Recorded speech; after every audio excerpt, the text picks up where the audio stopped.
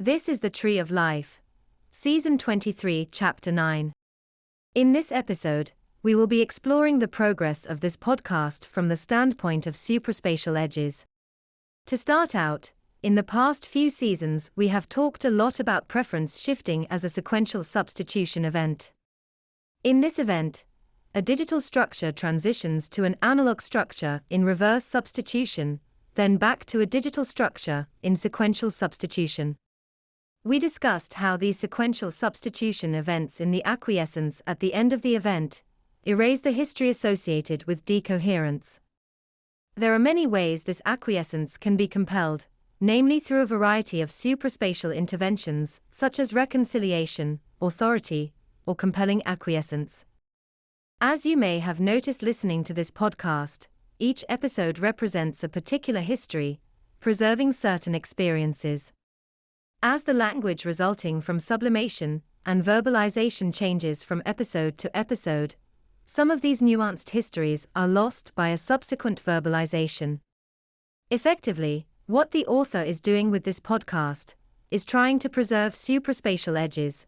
These edges are the experiences which represent the direct intervention of the controllers of this simulation. However, as time passes, and with each new episode, some of this nuance is lost in the shifting of the language describing the experiences.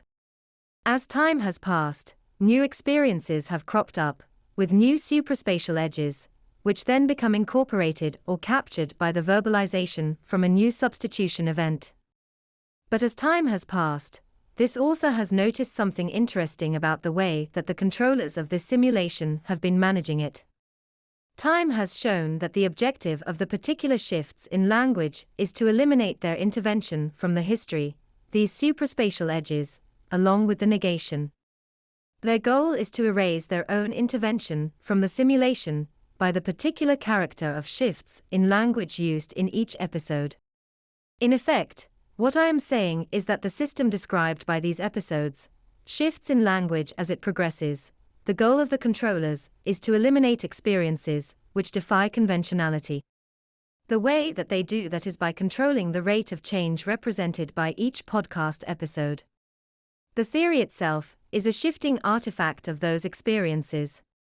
They are carefully intervening during substitution events to compel shifts represented by the analog structure in sequential substitution events. By managing the degree of change, they can eliminate from the artifact the histories that reveal their intervention. To return to sequential substitution events, the analog structures in sequential substitution events, produced by reverse substitution and eliminated by substitution events, possess two contextually dialectical impulses. But what defines the context? How can the context be measured? Since these impulses are dialectical contextually, the context determines the distance between the sets described by the impulses. As this context narrows or grows, you are determining the rate of change represented by the sequential substitution event. We saw that preference shifting or sequential substitution events involve the transformation of a digital structure to an analog one and back to a digital one, where the impulses in each structure describe sets. If you control the context length, you control the rate of change. The shift from one set to another. We see that it's the rate of the shift in language preserved in the artifact, from episode to episode, which their intervention seeks to manage by determining the context length. If they control the rate of change in the language used in the podcasts, then they control the histories incorporated into that artifact. If they control the histories within that artifact, then they can direct and predict the path it follows. Essentially, what I am saying is, they are using context length to determine the rate of change represented by sequential substitution events, or preference shifting. They do this by directly intervening during these supraspatial events, preserved in the artifact as edges, while erasing the history of their intervention. The whole simulation is thus designed to manipulate context length to determine shifts in the rate of change. They do this by directly intervening to compel acquiescence and other forms of direct intervention. That's the end of the podcast for today.